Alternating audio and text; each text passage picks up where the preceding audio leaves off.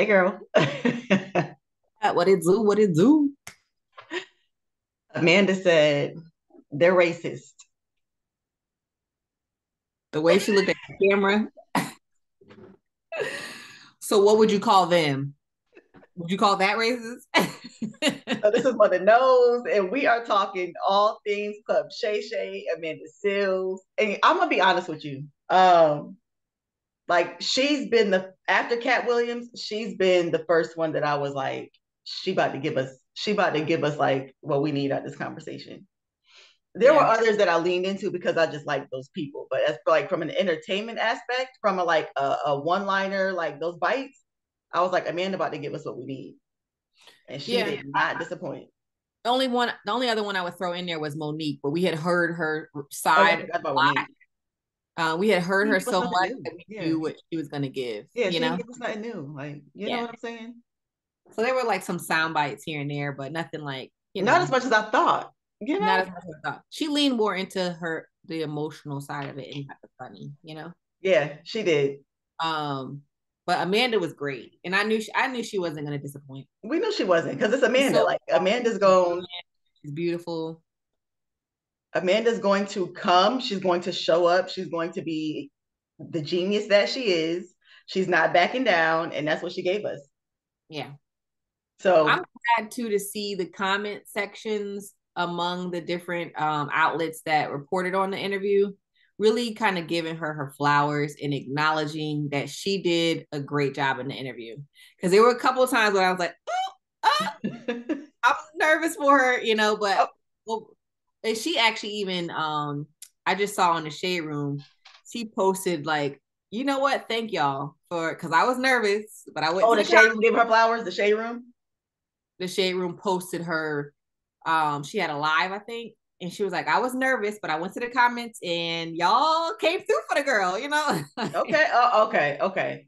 So she So did was you see like like? So they posted her on the shade room. The comments were nice. Did you see like anybody else supporting her?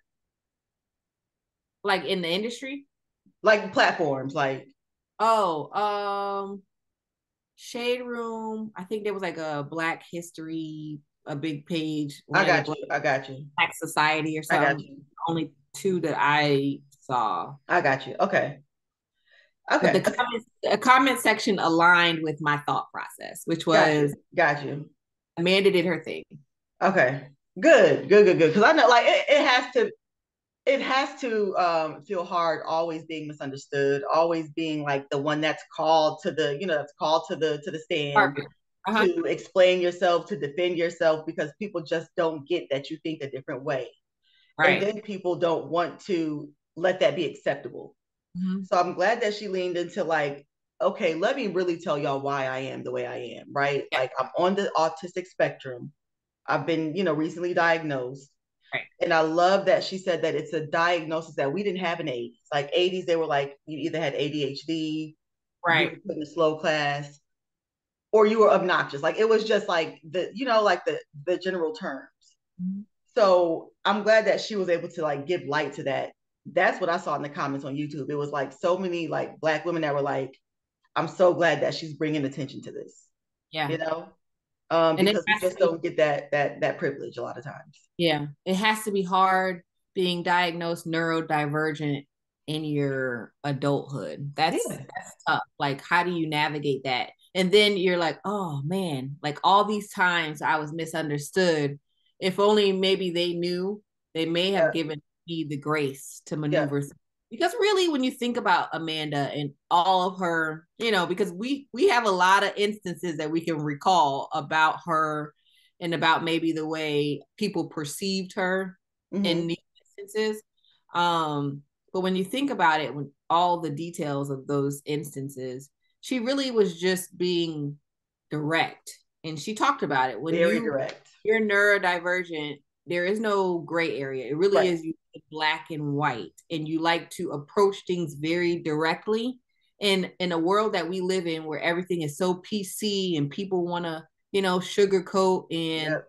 maneuver through to get the point across. It's hard receiving someone who's always direct, always unapologetic about being direct. And if there's like an initial sting to how she delivers things, that once you get past it, you realize like, no, she's making sense. You know what I mean? So I think that maneuvering through that directness is tough when we are a society that has highlighted and rewarded those who are a little bit more PC than what we see in her. Well, and then too, it's like, okay, so usually it just doesn't work for certain demographics. So there's people that can be direct and straightforward and black and white, and it's not seen. There's one group, white males. One group, literally, yeah. Where it's not an issue. Yeah. If it's anybody else outside of that scope, then it's threatening, then it's combative, then it's, you know what I'm saying? And then you have this person that can't manage it the way we can to a great extent, right? I think she can to some extent, but her communication style, it is what it is.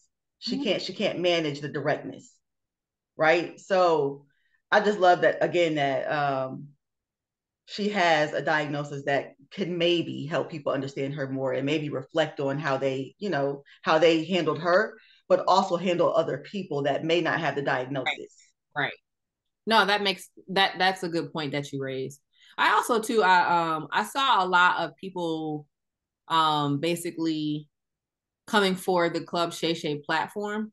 And I applaud him, because I think anybody who knows or has seen Amanda, right, they know essentially what they're going to get. Someone who is unapologetic about how they feel and what they see in the world, right? Yeah. So to have her come on, he probably was, the first part of that interview is interesting because she talked about how she likes to disarm the room because of all the things she's heard about herself, essentially. Yeah. And he, like I love that dialogue and that conversation, because Shannon has already said that I'm not a journalist, right? I'm a conversationalist and I like to have people on and talk to them, but I'm not a journalist. But there's something to be said about someone who's not afraid to have those people on his show that maybe can challenge how you maneuver on your podcast, how you ask questions. Yeah. The way that you position yourself on the podcast. So I love the fact that he was at least welcome to having her. And it probably will stretch him in the way that he interviews people moving forward. Well, I'm gonna be honest. I think that Shannon is open to having the people that he knows is going to give him the views and the likes and the subscribers. Yeah. So I think it's a business move at the end of the day, right? To keep me relevant, to keep me in the top. I have to bring on guests that are going to be polarizing, that are going to say the things that I got to lean over my seat, like, oh, come on, man. But they're going to bring it. Like, who these people are. So I think it's a great business move. The crazy thing, though, is he didn't really lean into his seat and say, oh, come on, man, like he did with Katt Williams. He actually... Well, because Katt Williams is Katt Williams. He was actually being the devil's advocate a lot more than I've seen him ever be. So that's interesting. And I mean, so I think there's a delivery too, like a delivery style, where Katt can say it and it's not as straight, right? Like it's still in a comedic form. Where as Amanda, it's like, no, my brother, I can't give you a hug because I don't know you. We got to get to that. I got to feel that out. I can't give you the dap yet. Like, I told you this white teacher was racist. I told you the students were racist. And you are sitting there telling me that my experience is not what it is. Right. Based off of what I recounted to you. You get, so like, you weren't there. You never met. It's very no nonsense. Yeah. So I do, to your point though, I will say he could probably juggle it better, maneuver better with a man. With Amanda, I would have given him the tip that because of that dynamic, you have a Black woman here, right? Giving her experience, maybe not challenge it as much. Right. Right. Maybe not play devil's advocate as much. Maybe just lean into, oh, okay, I can see how you see it that way. That's interesting. Especially since she's already told you that I have just been recently diagnosed, right? So Now, did that come before that? Did that, because the teacher came kind of quick. The students came kind of quick. I thought that It conversation came pretty after. early in the conversation. Her diagnosis came pretty early in the conversation. I'm not sure if it came before all of it, but it came before some of it. Got you. Yeah. Yeah. So definitely to that point, as soon as you hear that, it's let me sit back a little bit. Right. Yeah. Yeah. Because she's neurodivergent, like literally. Yeah. How she communicates, how she thinks, it's nowhere close to how you get to things. Right. I mean, like I said, I think she did a phenomenal job. I really enjoyed her breaking down her interactions on Insecure and with Issa, you know. And I'm not surprised, right? Like, I love Issa. I will always love Issa. I love what she's doing for the community. I love that Amanda said, you know what, for a long time I protected her and didn't say a lot because I understand the importance of what she's doing for the community, yep. Right? But yep. At a certain point, when it is to your downfall, you know, and when she herself is not coming to your defense about things that she may know is not right in the zeitgeist, then I understand where Amanda's coming from of, okay, at this point, enough is enough. And I'm just going to tell this is my truth, right? I'm not saying how she felt. I'm not saying, you know, my opinions on what she happened. Thinking. This is what happened as I see it. Yeah. So I appreciated that. This is what happened as it happened. Right. The thing that's unfortunate is like it never has to get here. You get like, so a couple of issues. Number one, we got the passing, according to Amanda, the Mexican passing white girl, right? The publicist, going out of her way to diminish a Black woman. So at a Black event, that's the biggest kicker, and she kept pointing out at a Black that I was personally invited to. So that's my first issue, is that we had this occurring and it's not being checked. Right. Literally, that should be checked. Like, I don't care who you are, it should be checked. And saying it's not my problem. So right there is where you had these little moments where it's like it could so easily be redirected and resolved and fixed, and it's not, because for whatever reason people want to lean into their stance, right? Whatever, I don't know Issa's perspective, but you want to lean into that so hard, or you want to play neutral and protect yourself to the point that you leave this woman out here to dry and deal with the publicist that doesn't like her for whatever reason. Because Issa said, no, I don't want to hear a reason. Click. That's not my problem. It's not my problem why you don't like me. I've never done anything to you.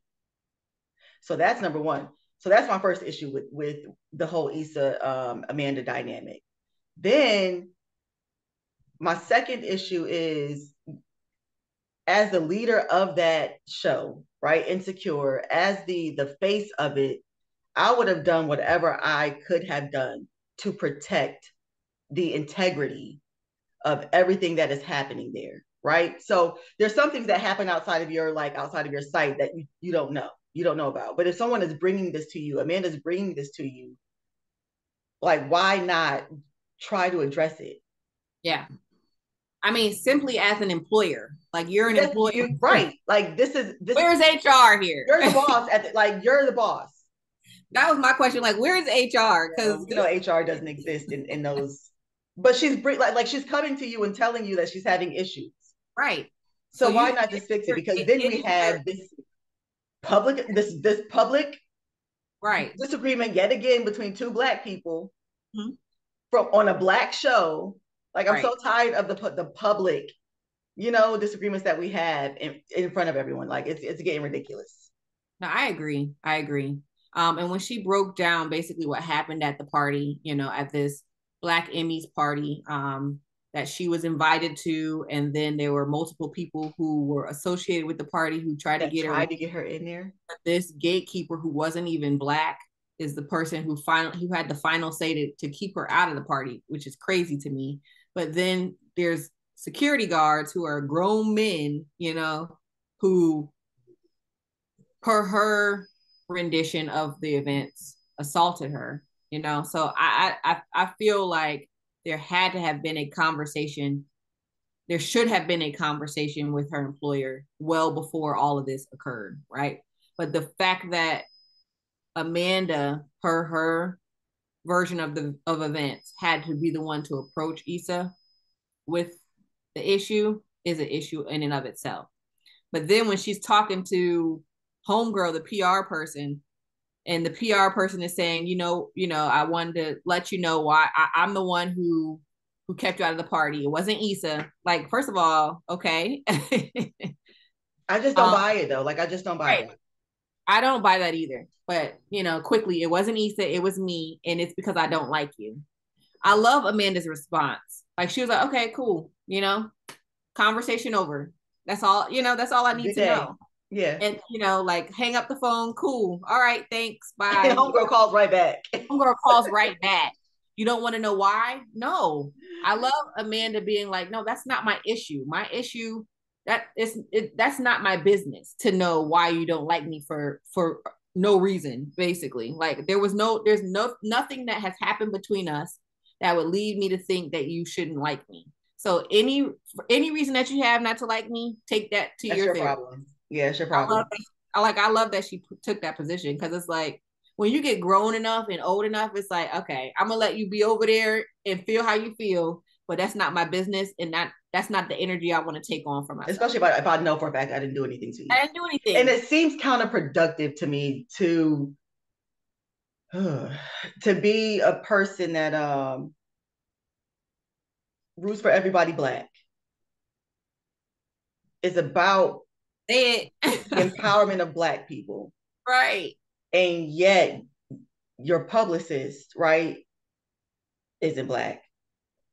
I question how Black the administrative team is, right? Especially when they have such a strong voice to say, you Black woman cannot come in this space. Come to this party. So now I'm like, okay, if we're rooting for everybody Black, let's really do so. Yeah, like let your actions show it. Yeah. And I mean, they do to some degree, but just the whole, like, there's no way, there's just no way that Amanda can't come into the party. Right. And I mean, clearly, I feel like there was, like we've talked about, Amanda is someone who probably is very tough to maneuver, like to interact with, because before we knew about her diagnosis, we all thought sometimes she could be a little much. She can be, yeah. Like, I love her. I think she is brilliant and smart, but her approach sometimes is on 1,000, right? So I could see how that could rub someone the wrong way. Yeah, absolutely. If there's really nothing that has ever occurred to make you like really like not care about or like a person, then the very least Issa could have done was at least try to smooth it over between her and her PR person, and at least be like, nah, she's coming into the party, Because it's given I have an issue with you, but I'm going to let my publicist take the brunt of it and speak for me, speak for me while I play in the shadow. That's what it's given to me. Like, we're women, so as a woman, you know. Yeah, right. You kind of know. You getting a little inkling, like, okay, Issa, you see a girl get kicked out the party, and you hollering, I ain't got no problem with you, but I'm gonna let my publicist kick you out the party anyway. Right. Like, it's none of my concern. That's not my business. Code for I really don't care. Yeah. Right. So, not for nothing though. I heard, and I don't know how true this is, but that the 4 girl main characters on the show, that the 3 of them all kind of had some like issues with Amanda. I mean, she even said that she was in the car scene with them and telling them how she felt, and Issa laughed, so, which is kind of crazy.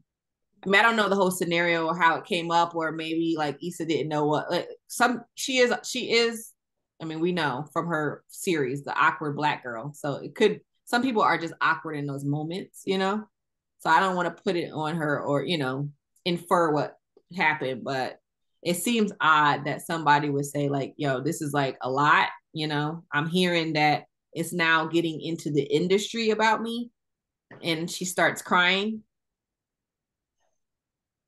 Nobody said anything. Not even just Issa, but all the other 2. Nobody. Because they're tired of her at that point. You get, you know, and they don't have the diagnosis. They don't know, you know, why Amanda is the way she is. So they're over it. You know, like But this comes down to simple communication. Like, I mean, at the end of the day, tell me you over me. But you know how it gets. Like, I'm over it. I'm over you. And I don't even want to hear it right now. Right? I'm tapped out. Like, you know? Yeah. I mean, at the end of the day, though, I'm glad Amanda got her piece out. I think she did a phenomenal job, and I hope going forward people understand, you know, the complexities and the nuances that come with having that type of diagnosis. Yeah. Yeah. It's just unfortunate because there's so many people that don't have it, that don't even know to get checked out. You know what I'm saying? Like, it's just going to be missed. Yeah, I don't know. Like, I'm glad she did it for herself, but I just know that there's probably so many of us that don't have that ability to do so. Yeah, that's true. But I think the more stories we hear, like Megan Ashley about her son, Amanda, the more people start talking about these things, I think Holly Pete Robinson has been kind of in the forefront because of her son, and Toni Braxton because of her son. You know, those were kind of the first people to talk about it. Nicole Parker, Boris Kodjoe, there. I believe that. Right. So, actually, I hadn't heard about them. Yeah, one of their I believe one of their children. Okay, I didn't know that. Yeah. It's so many. I'm like, where do I want to go with Amanda? You know? Well, okay. So I'm kind of veering. One thing that did, like, one of the patterns I did also notice too. I was like, you know, you have this brilliant woman. She's ambitious, goes after what she wants, like, is a powerhouse in her own right. And every time she talked about her relationships, it was like, oh, he ain't doing nothing, you know, he not much, he just using me, like, you know. And I was like, so there's this polarization, like, where you're, you know, like, you are so successful, but the men that you are attached to, they're not lifting you up anyway. Yeah. You know? Yeah, I mean, that was definitely a pattern. Now, she did say, she was like, you know, and she was honest, because I didn't have a dad to show me. Like, I didn't have a dad to show me what to look for. Yeah. So I love that she also, you know, like, she was pretty open about everything. She was pretty, like, transparent. So I love that she also brought that to the conversation of, you know, like, I might have some work to do in this space. I might have some, you know, some learning to do around the type of man that means me well, you know, because according to her girl, one man ain't paying no bills, ain't paying no rent. Another man is. Remember she called the one in the hotel, and he said he was gonna come up and talk to her, and he ended up in the bar with the white. Yeah. I was like, I'm like, one thing I will say though about some of these scenarios she talked about is she got a lot of insight from them, you know, about the industry. Oh, okay, I got you right. So while she's having this situation, that's true. Because what did she about the director? She was like, I mean, because I was sleeping with him. And Shannon was like, come on. She was like, but it's information, you know, like. Right. She was like, I mean, I was going him before the whole Floetry things came about. And it just so happened to work in my favor. Good information, yeah. So, I mean, there's always some kind of purpose to it. But yeah, I do think that as she starts to understand herself a little bit more through her diagnosis, she will be hopefully better apt to connect herself to people that mean her well and that really want the best for her. Yeah. And I feel like we have to be comfortable enough as a community to just call things what they are, right? Mm-hmm. If a situation is racist, it's racist. If there's bias, if there's anything on that spectrum, let's just call it that. Like, we don't have to, well, maybe they, and well, maybe, did you consider that? Like, no. Let's be brave enough to say that situation seems like it was racist, or there was some prejudice there. Unless the person genuinely asks and wants the dialogue of, maybe I'm not seeing something. When Amanda asked, you could tell it wasn't it was more of a rhetorical, I mean, like, is that what right? But if somebody is genuinely like you know what, maybe I'm not seeing this fully, or my perspective might be skewed a bit. Let me download you on what happened and let's talk about it, because maybe I'm reading it off a little bit. Then okay, we can talk about it. But otherwise, read the room, bruh. Like, just read the room. Read the room, and it's like, but we're here. Yeah. You get what I'm saying? Like, Shannon, we just saw you navigate your situation with Skip. Bruh, that was my whole, when I was watching this out the whole time, I was like, bruh, you just went through this with Skip. Like, just had to deal with this little man. The way he sunned you on TV. Constantly. And you can't get how this might be. But when it comes from the mouth of a Black woman, child, sometimes it's just like, we just be having a fight and scrap. And I guarantee you, Amanda was ready to whoop Skip's tail over your treatment. You get what I'm saying? Like, I'm pretty sure there's a clip out there after it happened. So like, yeah, just give it that reciprocity. Like, please. Even if you don't see it, to say, you know what, I can see how. That's all it takes. Or simply keep your mouth shut and let or say nothing, right? But yeah, no, I enjoyed the interview, and I think, and I hope that she'll get opportunities that come from just putting herself out there a little bit more.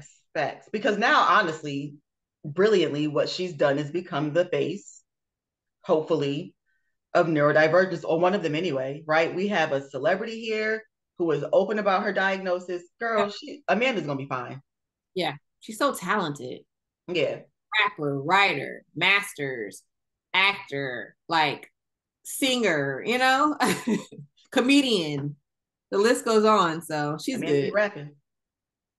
She had a rap career. Actually, the way that Keith knew her is because she was on a Currency song, and Currency is one of his favorite rappers. Okay. Currency is pretty well respected lyrically in the rap hip hop community. So yeah, she's okay. Like, I got everything else, but I miss rapping. Yeah, so she's multifaceted. So stop playing with her. Yeah, please stop playing with her.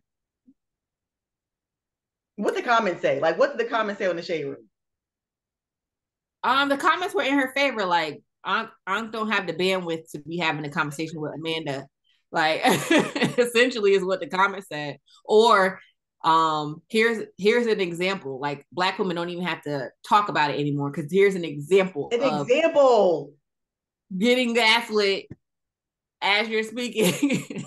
Like, so those are the comments that I saw. Like, why are we always the ones that are charged with being strong, like having to show, which is, it's so odd. Like, okay, historically, I know all of it, like, but in 2024, it's odd that Black women, right, when it's just public, because we do have strong, Black men that go to bat for us. Yeah. But on a public scale in the industry, why are we the ones charged with being the strong ones? I mean, that's just so, like, it's ridiculous. It is, but the more these platforms, like I said, highlight Black women, hopefully the conversations will continue to be had and some change will be made, Child, hopefully. One can only hope, but mother knows. Shannon, we need to redo. Get you another strong Black woman up on your right. And when she says she done dealt with something, I understand. That's all it takes. Well, keep your mouth shut. Nah, but thank you guys. Let us know your thoughts. Let us know, what you thought about the Amanda Club Shay Shay interview, and hit the like, comment, share, subscribe buttons, all that good stuff. Yeah. Mother Knows Co on YouTube and TikTok, and Mother_Knows on Instagram. Appreciate y'all. All right, love y'all. Bye.